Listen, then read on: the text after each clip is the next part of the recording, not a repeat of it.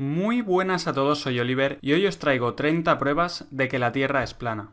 1. Si la Tierra fuera una esfera, deberíamos poder observar su curvatura en el mundo físico real. Sin embargo, todas las pruebas y experimentos que se han realizado para intentar detectar esta supuesta curvatura han dado un resultado nulo. El modelo heliocéntrico oficial dice que la Tierra es una esfera de 40.000 kilómetros de circunferencia. Si esto fuera cierto, el horizonte debería desaparecer de la vista a un ritmo de 8 pulgadas por cada milla de distancia al cuadrado. Samuel Birley Robotham, inventor y escritor inglés, explica este principio en su libro Zetetic Astronomy, Earth Not a Globe. Si la Tierra es un globo de 40.000 kilómetros de circunferencia, la superficie de todas las aguas debe presentar cierto grado de curvatura, ya que cada parte debe ser un arco del círculo total terrestre. Desde la cima de cualquiera de estos arcos habrá una curvatura o caída de 8 pulgadas en la primera milla de distancia. En la segunda milla habrá una caída de 32 pulgadas, en la tercera milla 72 pulgadas y así sucesivamente. La fórmula para calcular la curvatura desde el nivel del mar es 8 multiplicado por la distancia en millas al cuadrado. En cambio, si el observador se encuentra en un punto superior al nivel del agua, la fórmula cambia y es la siguiente. En Cambridge County, Inglaterra, hay un canal artificial de 32 kilómetros de largo llamado Old Bedford. Samuel Robotham puso allí un barco con una bandera a 1,5 metros por encima del nivel del agua. El barco navegó hasta Welney Bridge, a 9,6 kilómetros en línea recta desde donde se encontraba Robotham. Este se colocó en medio del canal con un telescopio que estaba a 20 centímetros sobre el nivel del agua. Robotham miró por el telescopio y comprobó que el barco y la bandera eran perfectamente visibles durante todo el trayecto. Si la Tierra fuera un globo de 40.000 kilómetros de circunferencia, la trigonometría esférica dicta que la punta de la bandera que había en el barco, situada a 1,5 metros sobre el nivel del agua, hubiera estado escondida detrás de 3,5 metros de curvatura. Sin embargo, ese no fue el caso, sino que la bandera pudo ser observada en su totalidad a lo largo de los 9,6 kilómetros. Robotham realizó más experimentos similares en el canal y concluyó que no había ninguna curvatura en la superficie terrestre. Hoy en día hay miles de vídeos en YouTube replicando este experimento, y todos muestran objetos en la distancia que no deberían ser visibles si la Tierra fuera una esfera de 40.000 kilómetros de circunferencia. 2. El fotógrafo Joshua Nowicki realizó el 5 de mayo de 2016 un timelapse de la ciudad de Chicago desde el Whitecomb Senior Living Community en St. Joseph, Michigan. La distancia entre ambos puntos es de 60 millas, es decir, 96 kilómetros, y el fotógrafo se encontraba a 1,80 metros sobre el nivel del mar. Usando el segundo cálculo trigonométrico anteriormente explicado, nos sale que entre el punto en el que estaba el fotógrafo y la ciudad de Chicago habría una caída de curvatura de 650 metros, por lo que cualquier edificio que tuviese una altura menor a 650 metros estaría completamente oculto tras la curvatura terrestre. El edificio más alto de Chicago es el Willis Tower, con una altura de 442 metros, por lo que la parte más alta del edificio debería estar oculta tras 208 metros de curvatura. El timelapse muestra claramente todos los edificios enfocados prácticamente al completo, probando que no hay ninguna curvatura en la superficie terrestre. Después de que este timelapse y otras fotografías de Joshua Nowicki salieran a la luz, varias cadenas de televisión norteamericanas se apresuraron desesperadamente a decir que lo que se ve en las fotografías, en las imágenes, es en realidad un espejismo. Es decir, que las imágenes en realidad eran producto de la refracción de la luz. Dicen que la diferencia de temperaturas en la atmósfera hace que la luz se doble en el horizonte y cree una ilusión óptica. El problema de esta forzada explicación es que los espejismos se diferencian por presentar una imagen claramente distorsionada o invertida, y en el timelapse de Nowicki se puede ver la ciudad de Chicago durante 15 o más horas seguidas, con una imagen nítida y detallada. 3. Desde la costa de Ohairo Bay, en Nueva Zelanda, se pueden ver y fotografiar las montañas de Kaikoura, que están a 130 kilómetros de distancia. Si la Tierra fuera una esfera de 40.000 kilómetros de circunferencia, la curvatura terrestre taparía unos 1.500 metros de estas montañas. 4. Desde la isla de Oahu se puede ver la isla de Kauai, tal y como confirma Terry Robinson con numerosas fotografías y grabaciones tomadas a 60 metros sobre el nivel del mar. La distancia entre ambas islas es de 174 kilómetros, y el punto más elevado de Kauai es el pico Kawaikini a 1.598 metros sobre el nivel del mar. Una vez calculada la supuesta caída de curvatura que tendríamos que observar, nos salen 2.354 metros, por lo que desde Oahu no se podría ver nada que estuviera en la isla de Kauai y que no estuviera por encima de los 2.354 metros. Sin embargo, el punto más alto, el pico Kawaikini, está a tan solo 1.598 metros, por lo que faltarían 756 metros para que pudiera ser visto desde Oahu.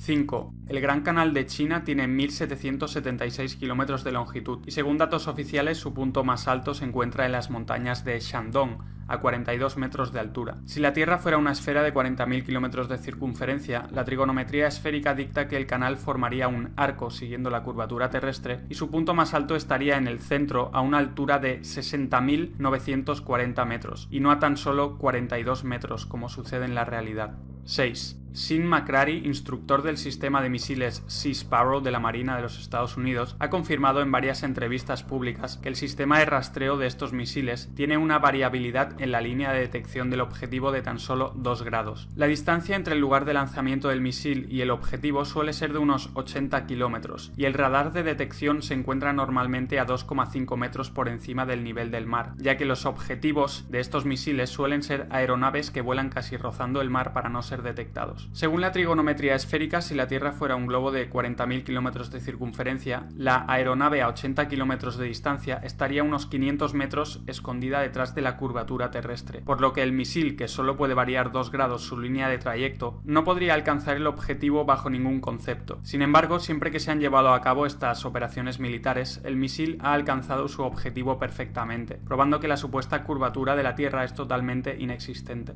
7. Muchas personas argumentan que si la Tierra fuera plana, deberíamos poder ver, por ejemplo, el Everest desde cualquier parte del mundo, y que esto no es posible debido a la curvatura de la Tierra. No obstante, estas personas parecen olvidar que la visión humana tiene un límite, que cuanto más se aleja un objeto de nuestra posición, más pequeño se hace. Si ponemos cualquier objeto delante nuestro y lo vamos alejando, llegará un momento en el que debido a la simple perspectiva ya no veremos este objeto. Existen además cosas como la niebla, las nubes, las partículas de polvo, las partículas de agua, la densidad del aire y otras condiciones atmosféricas que afectan enormemente a la visibilidad de los objetos en la distancia. Todo esto explica perfectamente por qué no podemos ver el Everest o cualquier otro objeto a una cierta distancia sin la necesidad de recurrir a la supuesta curvatura de la Tierra. 8. Con los avances tecnológicos es cada vez más fácil comprobar que la Tierra no es una esfera como nos habían contado. Ahora es posible mandar globos a gran altura con una cámara adjuntada para poder ver el horizonte por encima de los 33.000 metros. En YouTube se pueden encontrar cientos de estas grabaciones hechas por aficionados a más de 33 kilómetros de altura y todas muestran un horizonte completamente plano.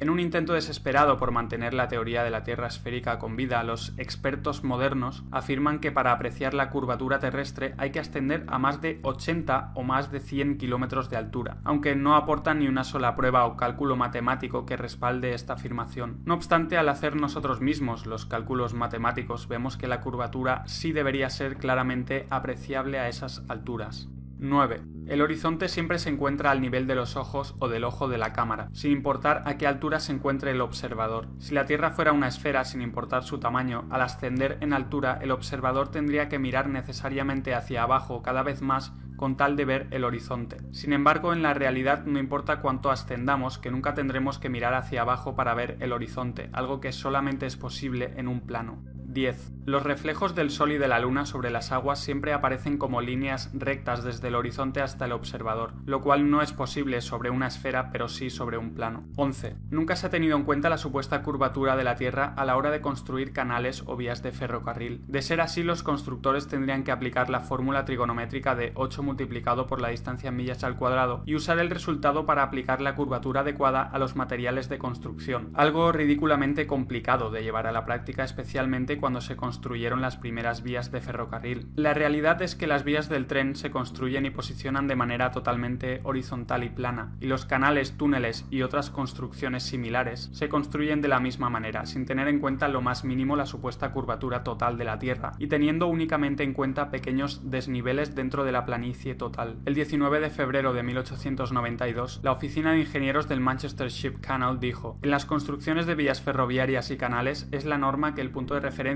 para todas las superficies sea una línea horizontal. En la práctica, a la hora de planificar y realizar obras públicas, no se tiene en cuenta ninguna curvatura de la Tierra. En el Birmingham Weekly Mercury del 15 de febrero de 1890, un ingeniero con 30 años de experiencia escribió sobre su trabajo con vías ferroviarias. Es bien sabido entre los profesionales del sector que los cálculos y procesos que harían falta para incluir la curvatura de la Tierra en nuestras construcciones son imposibles de llevar a la práctica. Todas nuestras locomotoras están diseñadas para viajar sobre una superficie plana. Claro que hay ciertos desniveles aquí y allí, pero siempre son minuciosamente definidos y deben ser atravesados con cuidado. Cualquier cosa parecida a una curvatura de 8 pulgadas multiplicado por el cuadrado de la distancia en millas no sería sostenible para ninguna máquina existente. Solamente podemos reírnos de la gente que nos felicita por llevar a cabo tales proezas, como hacer circular trenes sobre una superficie esférica. Las curvas en una superficie plana horizontal ya son suficientemente peligrosas, las curvas en vertical serían 1000 veces peores y físicamente imposibles de sobrellevar, teniendo en cuenta cómo se construyen las vías. El ingeniero W. Winkler escribió en el Earth Review de octubre de 1893 lo siguiente: como ingeniero con muchos años de experiencia, veo que la absurda idea de tener en cuenta la curvatura de la Tierra solo está presente en libros de texto. Ningún ingeniero soñaría con tener en cuenta algo así. He proyectado muchos kilómetros de vías ferroviarias y de canales, y la curvatura de la Tierra jamás ha sido ni pensada ni tenida en cuenta. 12. El canal de Suez que conecta el Mar Rojo con el Mediterráneo mide 163 kilómetros de largo y forma una superficie de agua plana desde su inicio hasta el final. La supuesta curvatura de la Tierra no fue tenida en cuenta para su construcción, omisión la cual, de existir esta curvatura, hubiera producido resultados desastrosos en la construcción del canal. 13. Casi todo el Gran Canal de China, 1700 kilómetros, fue construido durante la dinastía Sui en el año 609, 1000 años antes de que apareciera la teoría heliocéntrica de Copérnico. Si la Tierra fuera una esfera, la construcción y posterior funcionamiento de este canal hubieran sido imposibles. El canal sigue estando operativo en la actualidad. Tendrían que haber aplicado la fórmula de 8 multiplicado por la distancia en millas al cuadrado para calcular la curvatura de la Tierra y curvar adecuadamente los materiales de construcción para que el canal de 1700 kilómetros de longitud se adaptara a la curvatura de la Tierra, algo impensable en el año 609. 14. Desde la antigua Grecia se ha usado el argumento de que la parte de abajo de los barcos desaparece primero de nuestra vista cuando estos se alejan en el mar debido a la curvatura de la Tierra. Sin embargo, hoy en día podemos comprobar mediante cámaras y telescopios que eso no es cierto. Al hacer zoom veremos la totalidad del barco, incluida la parte de abajo, probando así que el barco nunca desaparece debido a la curvatura terrestre, sino que desaparece de nuestra vista por una simple cuestión de perspectiva. 15. Si los barcos desaparecieran en el horizonte debido a la curvatura de la Tierra, también deberíamos poder observar claramente la curvatura en el horizonte de forma lateral. Esto es porque al nivel del mar hay un máximo de 8 kilómetros desde el observador hasta el horizonte, mientras que lateralmente, de izquierda a derecha o viceversa, hay 16 kilómetros o más. Si no se observa ninguna curvatura en el horizonte lateralmente a lo largo de 16 kilómetros o más, es imposible que los barcos desaparezcan en el horizonte a lo largo de tan solo 8 kilómetros al frente debido a la curvatura de la Tierra. 16. La naturaleza de los fluidos es la de estar y permanecer nivelados. Cuando este estado se ve afectado por cualquier influencia externa, el líquido se mueve hasta volver a recobrar su nivel. Mr. W. T. Lin del Royal Observatory de Greenwich, en su First Principles of Natural Philosophy, escribió: la superficie de un fluido en reposo es la de un plano horizontal.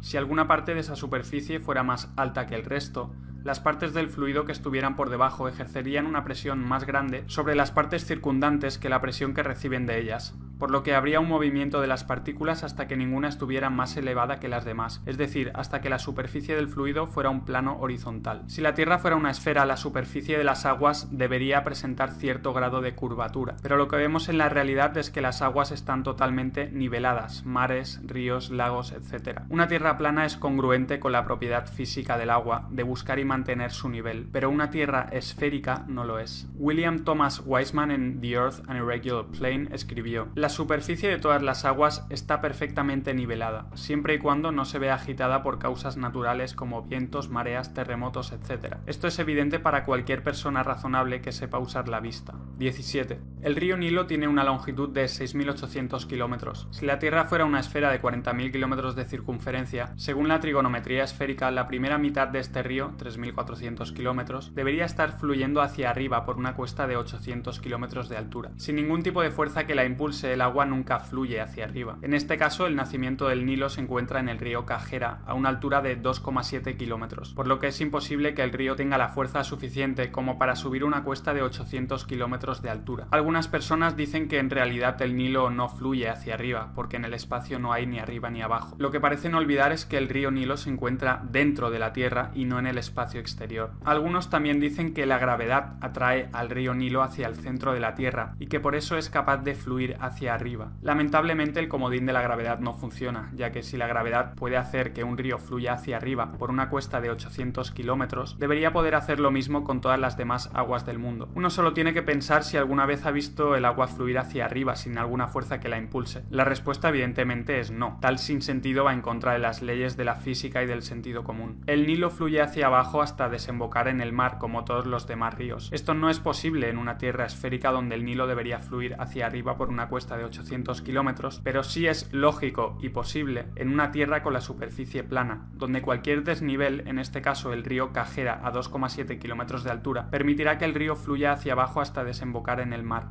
18.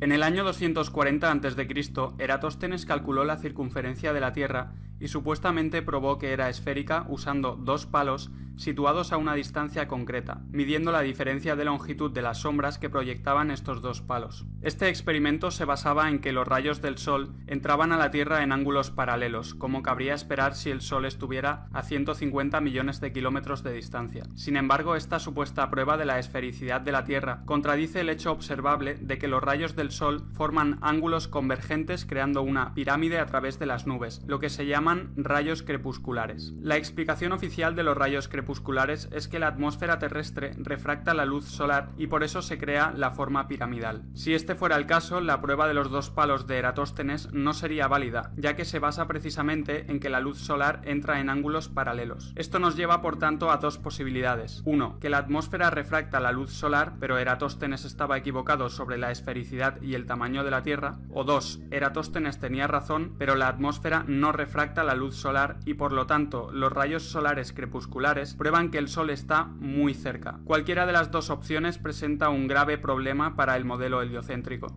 19. Si la Tierra fuera una esfera de 40.000 kilómetros de circunferencia, un avión comercial volando a una velocidad media de 800 kilómetros por hora debería inclinar el morro del avión hacia abajo para compensar un ascenso de 846 metros cada minuto y así poder volar paralelo a la Tierra. Si no lo hiciera, después de una hora de haber despegado, el avión se encontraría unos 50 kilómetros más arriba de lo esperado y seguiría ascendiendo unos 50 kilómetros cada hora hasta llegar al espacio exterior. Sin embargo, los pilotos jamás tienen que realizar tal maniobra compensatoria, sino que cuando el avión llega a su techo absoluto, es decir, la mayor altitud a la que un avión puede mantener el vuelo nivelado, el piloto simplemente mantiene su trayectoria de forma nivelada sin preocuparse de tener que ajustar el morro del avión para no acabar en la órbita espacial.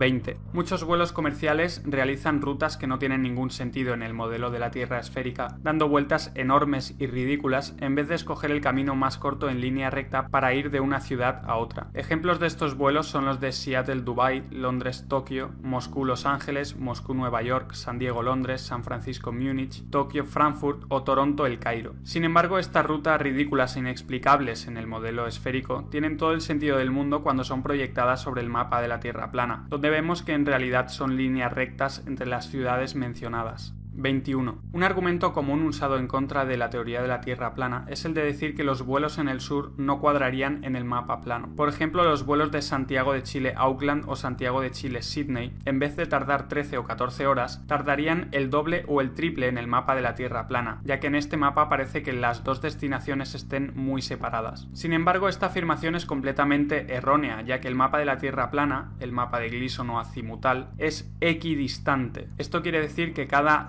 celda que se ve en el mapa representa la misma longitud y anchura que las demás celdas, por lo que las celdas que parecen tan grandes en la parte exterior del mapa, es decir, en el sur, en realidad son iguales a las que hay en el centro, es decir, el norte. Cada celda en el mapa representa unos 1.300 kilómetros de ancho y 2.500 kilómetros de alto. Una vez sabido esto, vemos que la distancia entre Santiago de Chile y Auckland es de 9.700 kilómetros en ambos mapas, por lo que los tiempos de vuelo en el sur cuadran perfectamente en el mapa de la Tierra plana. 22. Las autoridades dicen que la Antártida es el continente de hielo situado en el extremo sur del globo terráqueo. La realidad, no obstante, es que la Antártida es la circunferencia exterior de hielo que rodea a la Tierra. En la Antártida se encuentran los grandes muros de hielo que rodean a la Tierra y hacen de recipiente para los océanos. Mucha gente se pregunta dónde está el borde de la Tierra plana, pero teniendo en cuenta que la Tierra está rodeada por estos enormes muros de hielo, hablar de un borde de la Tierra carece de sentido. 23. Si la Tierra fuera una esfera, no habría muchas diferencias en el periodo de un año entre el clima del Ártico en el norte y el clima del Antártico en el sur. Sin embargo, encontramos que en el Ártico existen unas 130 especies de mamíferos, 280 especies de aves, 3.000 especies de insectos, 450 especies de peces, algunos reptiles y anfibios y cerca de 3.000 especies de flora o vegetación. Por el contrario, en el Antártico la fauna es muy escasa y se encuentra casi en su totalidad en el océano. La única especie que pasa el invierno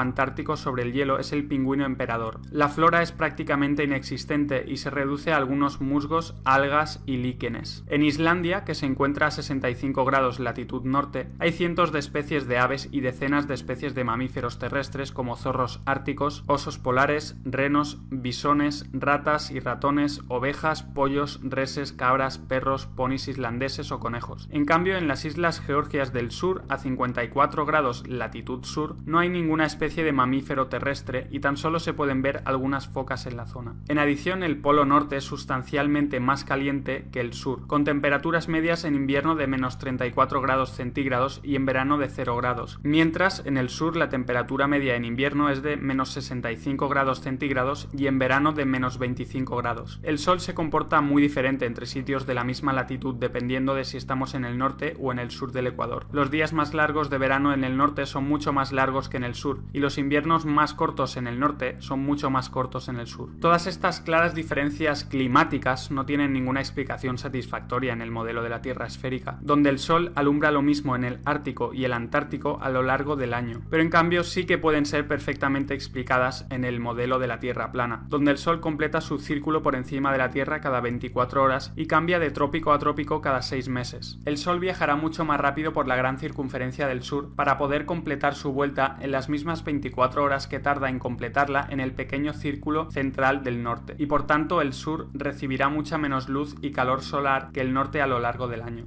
24. Si la Tierra fuera una esfera, la distancia alrededor de su superficie a 45 grados latitud sur no podría ser muy diferente a la que hay a 45 grados latitud norte. Sin embargo, navegantes y pilotos se encuentran con que la distancia alrededor de la Tierra a esa latitud sur es, como mínimo, el doble a la que hay en la misma latitud norte. Esto es totalmente incompatible con el modelo de la Tierra esférica, donde la distancia debería ser prácticamente la misma, ya que nos encontramos en una esfera o un globo. Pero es algo totalmente lógico en el modelo de la Tierra plana, donde la superficie terrestre se expande hacia el sur a medida que uno se aleja del polo norte, teniendo por tanto que recorrer mucha más distancia para rodear la Tierra en la gran circunferencia del sur que en la pequeña parte central del norte. 25. El polo sur es un lugar necesario dentro del modelo de la Tierra esférica, ya que sería el punto opuesto al polo norte en el globo terráqueo. Sin embargo, la única prueba de su existencia son unas banderas, un palo con una esfera metálica encima y vídeos e imágenes que supuestamente han sido tomadas allí. No obstante, las banderas, la bola metálica y todas las imágenes y vídeos se podrían haber hecho en cualquier punto aleatorio de la Antártida, que la Tierra plana es la gran circunferencia de hielo del sur. Por tanto, unas cuantas banderas e imágenes tomadas en un lugar helado no son ninguna prueba de que haya un polo sur en una Tierra esférica. 26. Si la Tierra fuera una esfera con dos polos magnéticos iguales y opuestos, el polo norte y el polo sur, deberían existir brújulas que apuntaran con su aguja magnética siempre al norte y brújulas que apuntaran siempre al sur. De hecho, una brújula que apuntara siempre al polo sur sería preferible para los viajeros que se encontraran en el hemisferio sur. La realidad, no obstante, es que no importa lo cerca que se sitúe uno del polo sur, que una brújula siempre apuntará al norte con su aguja magnética, algo que no tiene sentido en el modelo de la Tierra esférica donde hay dos polos magnéticos. En el modelo de la Tierra plana, en cambio, esto es perfectamente lógico, ya que no existe el polo sur, sino que solo existe el polo norte magnético situado en el centro de la Tierra. 27. Una supuesta prueba de que la Tierra es esférica es la posibilidad de dar la vuelta al mundo partiendo desde un punto y volviendo a él. No obstante, esto puede ser igualmente logrado en la Tierra plana, volando o navegando alrededor del círculo terrestre, teniendo siempre el norte a nuestra derecha o el norte a nuestra izquierda. En la Tierra plana, el polo norte se sitúa en el centro del círculo terrestre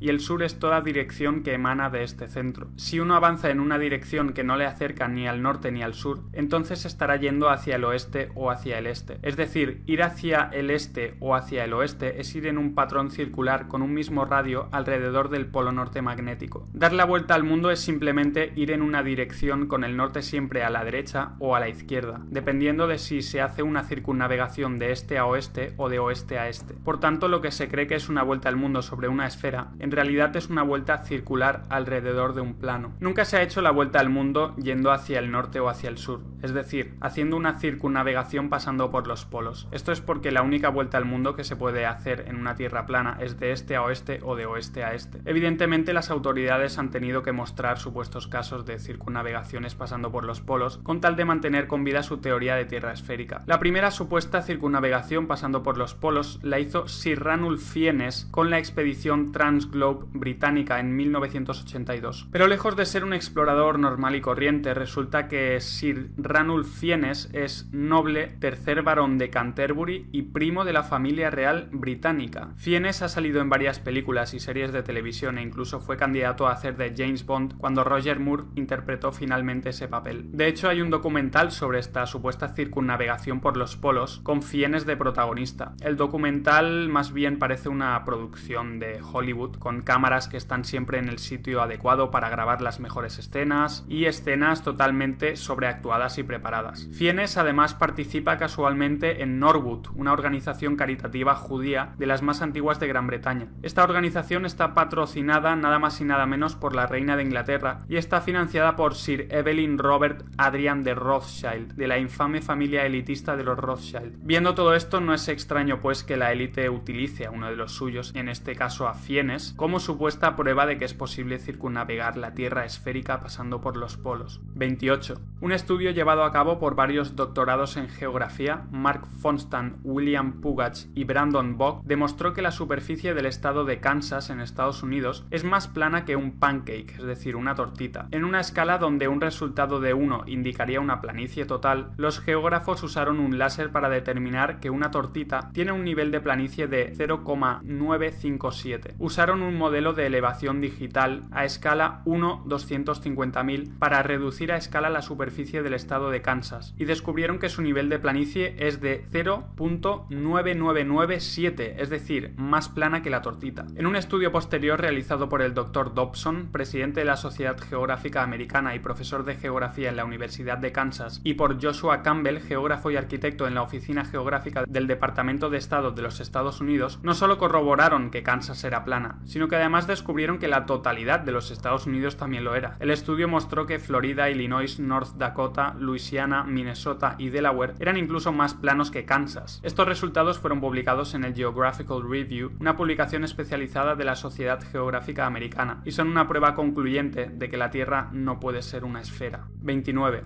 En el año 2012, Felix Baumgartner realizó un salto patrocinado por Red Bull, en el que batió varios récords al lanzarse en caída libre desde los 39.000 metros de altura, después de haber ascendido en globo tripulado a la estratosfera. Muchos dicen que la grabación de este evento es una prueba de que la Tierra es esférica, ya que la cámara que había en el exterior del globo tripulado mostraba una Tierra con una gran curvatura en el horizonte. Sin embargo, la curvatura que muestra la grabación, demasiado exagerada incluso para el modelo esférico, se debe a que la cámara era una GoPro que usaba la lente ojo de pez, la cual curva la imagen de una forma muy notoria. Por el contrario, la cámara que había en el interior del globo tripulado usaba una lente normal y mostraba un horizonte completamente plano y al nivel de los ojos a una altura aproximada de 39.000 metros, probando que el horizonte en realidad es totalmente plano. 30. El modelo oficial también afirma que debajo de la superficie terrestre hay varias capas: la corteza, el manto superior, el manto, el núcleo externo y el núcleo interno. Sin embargo, la existencia de estas capas se vuelve altamente improbable, teniendo en cuenta que la mayor excavación que se ha realizado en la historia de la humanidad es la del pozo superprofundo de Kola, a una profundidad de tan solo 12.262 metros. ¿Cómo pueden saber lo que hay más allá de esa profundidad? Lo cierto es que no lo saben, y la única razón por la que creemos que vivimos en una esfera con un núcleo en el centro es porque lo hemos visto en dibujos y gráficos hechos por ordenador. Si eres nuevo al canal, suscríbete, ya que seguiré hablando sobre estos temas. Y como siempre, muchas gracias a todos por estar ahí y hasta el próximo vídeo.